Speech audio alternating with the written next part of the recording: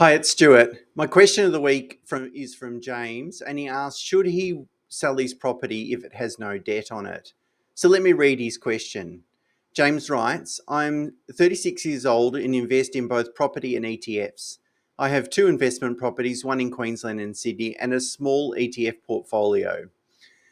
I know that over the long term, the returns in the share market and property market are very similar. I like ETFs because they're low cost, simple, scalable, and liquid in nature. I like property because of the power of leverage, which magnifies the gain.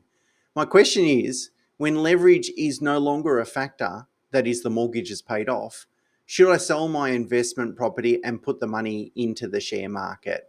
It's a really great question. And I guess we could reframe the question is the only reason we're investing in property because of leverage? The answer would be no, but that would be the main reason. I guess if we get to a point where either we've repaid the loan against the property or the property has risen so much in value that the loan is no longer really that material, depending on your age and stage of life, you can always borrow against the equity in that property and buy another property.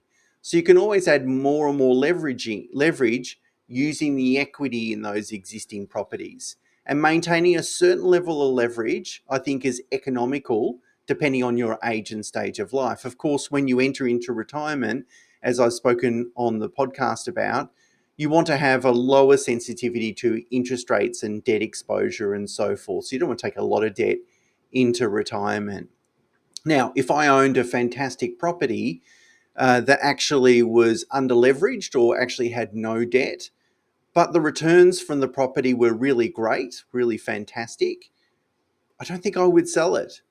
Selling it's obviously going to give rise to a lot of capital gains tax, which I'm not against. At some point, we might have to sell these assets and pay tax. And if we're paying tax, we're keeping 75% of the gain or more than 75% of the gain. So we're okay. And paying tax is a consequence of making money. So it's all good, but let's not pay it any sooner than we need to. And it's quite possible that if I own a property that has very low leverage or no leverage, it's very possible that I've owned that property for a long period of time.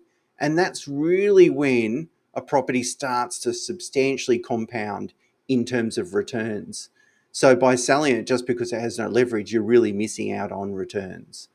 So it's true that the major attraction to investing in property is leverage. 100%. Without the leverage, the negativity around or the negatives around holding costs, taxation, illiquidity, those sorts of things, would push you in the direction towards investing in shares. So leverage is important, but the absence of leverage doesn't necessarily make investing in property or holding investment properties a bad idea. But it's a great question, James. And I would say that, you said you're 36. If you get to a point where, your leverage is relatively low compared to the asset values and it's appropriate for you to do so, I would say consider borrowing against that equity, the equity that you've accumulated, and leverage up further into property or shares, perhaps. But great question, James, and thanks very much for sending in. If you have any questions that you want me to answer on the podcast, you can submit them at questions@investopoly.com.au. And that's it for now. Thanks a lot.